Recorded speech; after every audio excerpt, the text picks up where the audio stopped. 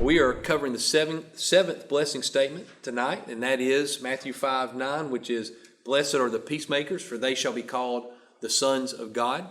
So we're going to unpack that statement a little bit. Now, I'm a parent. I have 5 children, and 4 of them are old enough to have issues with each other.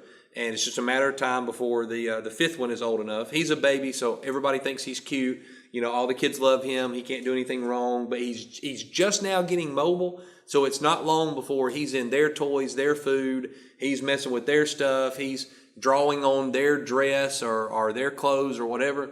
So I know it won't be long before I've got to be peacemaker between him and the other kids as well. But that's a lot of what you spend your time doing as a parent, is making peace between your children.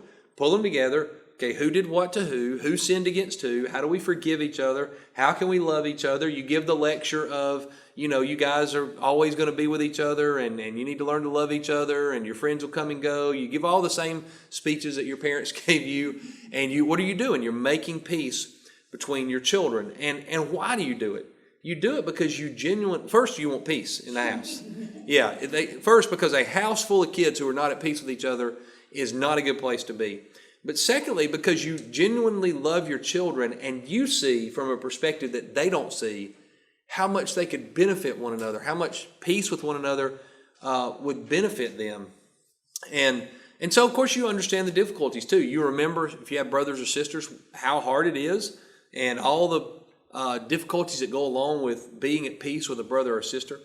But anyway, with that in mind, I was thinking about that as I prepared for this. Blessed are the peacemakers. Well, we could just apply this to parenting. Blessed are the peacemakers. So those moms and dads out there who are just working hard to keep peace between their kids, you are blessed. Blessed are the peacemakers. We could end right there and go home and have plenty to work on in keeping peace. I would assume that even when your children are adults, there's still a role of peacemaker that happens as a parent between siblings, and you serve kind of as that peacemaker. Blessed are the peacemakers. But what does this mean? What does it really mean? And specifically, why is Jesus saying this? Why is it where it is in the list of blessing statements? So we're going to unpack that in our time together here. To kind of capture what I believe Jesus is teaching, the heart of what he's teaching, I've worded it this way. Those who dedicate their lives to advancing the gospel are acknowledged by God as his sons and daughters. So we're going to see how this is really a statement about not just sharing the gospel. Don't think I'm going out and just sharing the gospel with somebody and wanting them to give their life to Christ, but think more about advancing the gospel. And you'll see what I mean as we go along. So blessed are the peacemakers. Let's start right there. What is a peacemaker? This word's used only one time in the New Testament, and it's right here. Matthew chapter 5, verse 9 is the only time it's used. And it's really the combination of 2 words. It is a noun and a verb put together. It's a little bit of an awkward word. So it's peacemakers. And it's a really common word in Greek, a really common noun in Greek put together with a really common verb in Greek. The verb for making or doing with the noun for peace. Those 2 words are used all throughout the New Testament, but they're only combined one time, and that's here. Blessed are the peacemakers, for they shall be called the sons of God. It's used a little bit outside of the New Testament, and I think it will help us understand what this word means to see how it's used outside of the New Testament around the same time that the New Testament was written. So it's used to describe God as one who removes war and conflict. So God, would you make peace? Would you give our land peace? Would you be a peacemaker for us and remove war and conflict? That's one way it's used. Another way it's used is to describe a diplomat who makes peace between warring nations. It's actually the diplomat writing about himself, saying, I'm coming to you, and I've come to you before, and I've made peace before. I've been a peacemaker before. I hope that I can come and do that again so that we can avoid war. So it's used as a diplomat. And then it's used, very interesting to me, to describe older men who don't want to go to war, who are trying to convince younger men that they really don't want to go to war either. So think about that. Think about these older men. They've lived through war. The younger men, they've not had their turn yet. All they've heard are the stories of war and its glory, and they see the older men, held up as heroes, and they want their turn. They want their turn to go to battle. And here are the older men saying, you really don't want that. And most of us don't fight in armed conflict, even though we still have armed conflict with the armed forces of the United States are still in armed conflict right now. But most of us don't experience armed conflict. But I got to thinking about how when you're younger, every hill is a hill to die on. Everything you're right about is something you want to fight to the end for. But as you get older, you recognize the importance of the relationships and you recognize the relational cost to that. And so you move more towards I'm going to pick my hills. I'm going to pick my battles because the relational cost is too great. So I thought it was really interesting that this group of older men, they were referred to as peacemakers. They were the ones trying to convince the younger men that war may be necessary, but war is not something you want to run to. Blessed are the peacemakers. So the first part of the word, we break it down. I think it'll really help us understand this, especially when we realize that first word, peace, is the New Testament version of that famous Old Testament word we've probably all heard, shalom. So shalom is still used today. It's a greeting. Jewish people greet one another that way. It's a word that's used all throughout the Old Testament. And when the New Testament authors speak about the Old Testament concept of shalom, they use this word that is translated peace in that first part of the word, peacemakers. And here's the important thing to know about shalom. Shalom means peace. It literally means peace. But it's so much more than that. When the Hebrew Scriptures use the word shalom, what they're referring to is really fullness and completeness. It means everything God intended the world to be. So when you greet someone that way, you say shalom, what you're really saying is, I hope you live the fulfilled life that God designed you to live. That's what you're saying. When you pray for the peace of the nation, you're praying for a fulfilled life, for it to be completely everything God had intended to be, the full blessing of God, the fullness of life, the way God intended it to be, and the redemption and restoration of what has been lost. So shalom means I recognize that it's not the way it's supposed to be, and I'm greeting you and really pronouncing a blessing over you that God will restore back things to the way that they were supposed to be. That's the first part of the word, the peace part. The second part is the making part, the doing part. So peacemakers. And it implies that something has been lost. So if you just say peace, then maybe peace is there, maybe it's not. But if you say peacemaking, that means there is no peace and it needs to be made. So blessed are the peacemakers, something's wrong, or peace is in danger. So you're about to lose this state that God has desired you to live in, and somebody needs to keep that from happening. They need to be a peacemaker. So a peacemaker is not needed when peace already exists. So back to the illustration earlier, parents don't run into the room to make peace between their children when they're sitting on the floor playing nicely with one another. No, a peacemaker is needed when the peace is shattered. When you hear somebody scream from across the house, or you hear something break, or you hear somebody cry, and every parent knows, I can tell you instantly when it's a sibling issue. When somebody gets hurt and a sibling is the cause of that hurt, there's a different cry that children have, and you instantly know this has something to do with a sibling. And so that's when you need to be a peacemaker. When there's no need for peacemaking, then you don't need to be a peacemaker. There are basically four applications to this, 4 times you would be a peacemaker. One is there are those who make peace between others. So 2 people, like 2 children, and you step in and you're the mediator. So there's 3 people involved, 2 of them are at conflict with each other, or 2 groups are at conflict with each other, and there's a third kind of independent party that steps in to make peace. Then there are those who make peace between themselves and others. So there is application of this. Blessed are the peacemakers in our own conflict. So blessed is the one who works things out with his brother or sister, who steps in and says, you know what, we need to get this right. We've got to live together in peace, and steps in to kind of lead the way in that. Then there are those who make peace between people and God. So their peace with God has been broken, and there are peacemakers who step into the situation and bridge the gap. Remember, that's what that word peace means, is shalom. Things are right with you and God, and because things are right with you and God, you're receiving the blessings of God. And so I want to restore peace in your life. So I am making peace in your life by making peace between you and God. Really, what we're saying here is that you introduce somebody to God, that you are the one who points the way to show them that a way has been made. Romans chapter 5 tells us that we have peace with God through our Lord Jesus Christ. So how do we come to peace with God? We come to peace with God through the gospel, through the person and work of Jesus. And then there are those who keep peace or make peace between themselves and God. So obviously we can't save ourselves, and that's not what I'm saying. What I'm saying is there are those who recognize, blessed are the peacemakers. You recognize something's not right between you and God. You confess and submit to Him, and through the work and person of Jesus, you're given peace with God. And so I want you to think about all four of those applications, because I believe that they're all four, Jesus has all four in mind here. Yes, this is about you being a peacemaker. In church, there's so much need for this in church. There are people who walk into churches every Sunday, and one of them sits on one side of the room, and another one sits on the other side of the room, and because they've had a conflict for years, or something happened a decade ago, and they've never made it right with one another, and they know where each other sits, and they avoid each other. And think about how sad that is, that you would walk in to a place like that saying, you know, I have peace with God, God's forgiven me, I'm right with God, and now my brother's on the other side of the room, and he's supposedly right with God, but I'm not right with him. The New Testament actually says it can't work that way. You cannot have enmity or hatred in your heart towards your brother and be right with God. It doesn't work that way.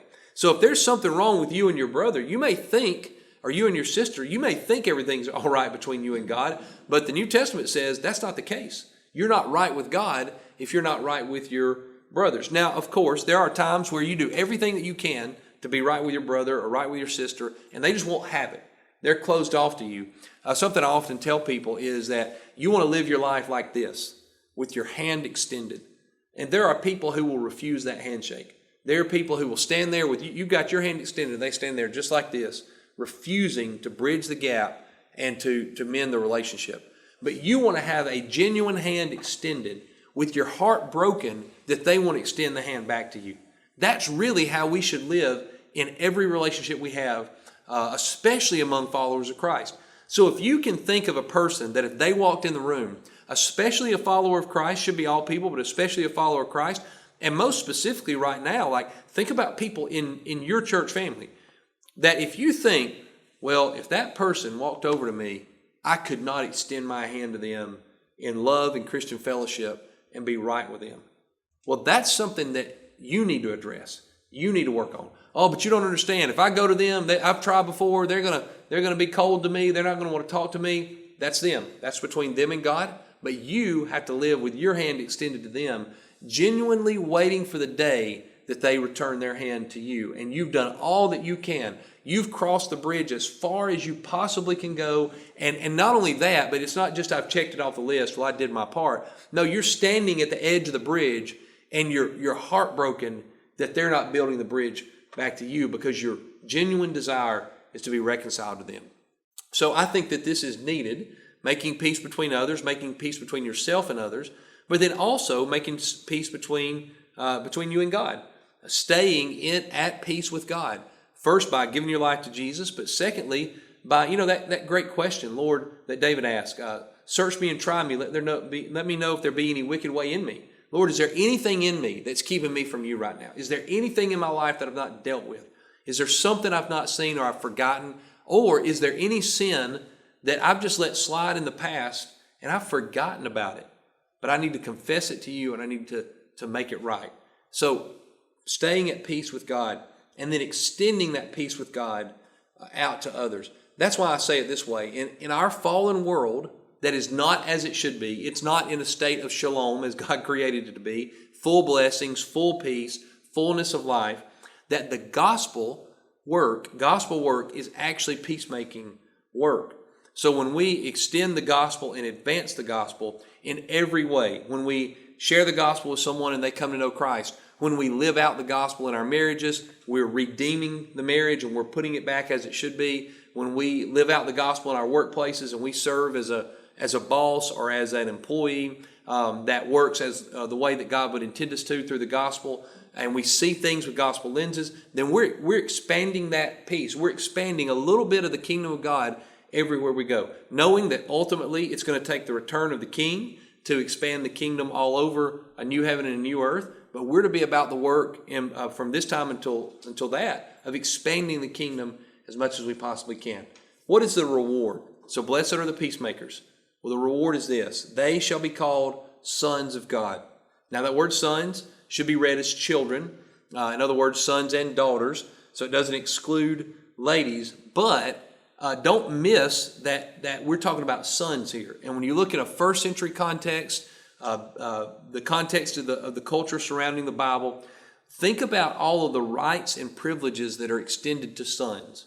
So everything is passed through the sons. The inheritance is passed through the sons. The name of the family is passed through the sons. So the identity is passed through the sons.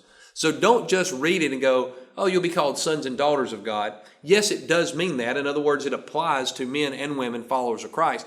But don't miss that it's the exclusive rights of sonship that are extended to all followers of Christ. Male and female, it is extended to us the rights of sonship. So we are brought into God's family at the level of sons. Men and women who are peacemakers receive the status and benefits of being sons. So, and of course we know we're sons and daughters, not in the same way that Jesus is God's son. Jesus is God's son because he is the eternal Son of God. We're God's sons and daughters because we're adopted into the family. And that way is made through Jesus. But we're not the same in the same way that Jesus is a son of God. The New Testament is clear about that. So what does it actually mean that we receive the rights and benefits? What does that look like? And what does it mean that we'll be called sons of God? Well, it means at least two things. First, it means that by grace, and I think that's so important. Blessed are the peacemakers, for they shall be called the sons of God. Peacemakers don't earn the right to be called sons of God. I mean, what would you have to do to earn the right to be called the son or daughter of God? You can't do it. There's nothing you can do to earn that. So don't read this as, well, once I do my peacemaking, now I can stand before God and say, God, I earned the right to be called a son or daughter of God. No, we do not earn the right. It's given to us by grace. It's given to us simply by believing, confessing and believing. We're given the right to be called sons and daughters of God, but it has to be given to us. So by grace, we are given the privileged place of sons and daughters. They shall be called. Just means declared to be. So, but who declares? The way that this is structured grammatically, it's passive. So there is somebody declaring you to be. You're not declaring yourself to be a son and daughter of God. You're being declared to be a son and daughter of God. Well, there's only one person with the authority to declare you to be a son or a daughter of God, and that is God himself.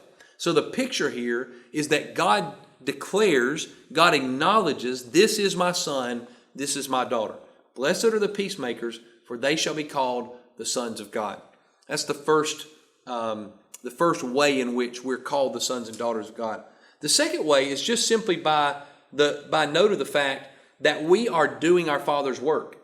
So we're called the sons and daughters of God because we're doing the same work that our Father does. So as you think about a kid who's growing up and he has a lot of tendencies, maybe his dad was really good at football or baseball, and you see him out on the field and you go, hey, that's his father's son. Look, he is his father's son. So he looks like his father. He's doing what his father did. He's carrying on his father's legacy in some way. Well, that's, again, what it means to us, that we will be, yes, acknowledged by God as his sons and daughters, but also that we're following in the footsteps of God. So it reminds us that God is a peacemaker. God is at work doing his great work of peacemaking. This idea that we're kind of identified with God's work is really made clear for us in Matthew 5:43 through 45. You have it in your notes there. Look at verse 44 specifically. Jesus says, I say to you, love your enemies and pray for those who persecute you, so that you may be sons of your Father who is in heaven. Why?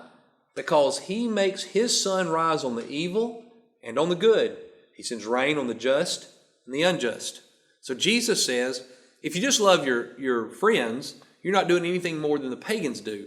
But if you will love your enemies, you're actually following the pattern that God lays out. God causes the sun to rise on the just and the unjust. In other words, those who love him and those who don't love him. He causes the rain, sends the rain on the just and the unjust. Those who are his enemies and those who are not his enemies. So in that way, we're extending this same kind of love and we're following the pattern of God. So when we apply that to this idea of peacemakers, that we'll be called sons of God, we recognize this great truth. This gospel central to the gospel truth, that God himself is a peacemaker. Now, here's the thing. God can't be a peacemaker in the sense of he's done something wrong, somebody else has done something wrong, and so he's got to go their direction and make things right, or he's got to give a little, they've got to give a little. That's not what it means for God to be a peacemaker, because God's never in the wrong. So God being a peacemaker means that he finds a way for those who are not at peace with him to make peace with him. So he creates this way, he makes a way for there to be full restoration, shalom, grace, mercy, full life the way God intended it to be. He finds a way for that to happen with those who are not at peace with him. So he makes peace with them. And how does he do that? He does it through the person and work of Jesus. So when we extend the gospel, when we advance the kingdom, when we feed the hungry, when we clothe those who don't have any clothes, whenever we do the work of God and we live out the gospel, when we share the message of Jesus and we live out the implications of the gospel, we're serving as peacemakers. We're fixing what's broken in the world. And by doing that, we are called sons and daughters of God. So it's a great privilege that we have, really, to do the work that God has set about himself doing. When we advance the gospel, we are joining God in his great work of restoring and rebuilding what has been destroyed by sin. So that's why we say it this way, that those who dedicate their lives to advancing the gospel are acknowledged by God as his sons and daughters. What a beautiful promise. Last thing I want us to notice about this statement is it is progressive. We said that all along about the blessing statements, that we start with that kind of foundational one. Blessed are the poor in spirit, for theirs is the kingdom of God. The key to all of this, just like we talked about in making peace, the key to all of this is recognizing that you're wrong, that you are poor in spirit, you have nothing to offer, and then you're reestablished. Your relationship with God is rebuilt through what he's done for us through Jesus. And so we're poor in spirit, and that leads to the next blessing statement and the next and the next, and almost to the end here. We're almost to the end of these blessing statements. Comes this idea of advancing the gospel. So if we start with being poor in spirit, we're saved by grace when we recognize that we cannot save ourselves. We're poor in spirit. We mourn over our sin.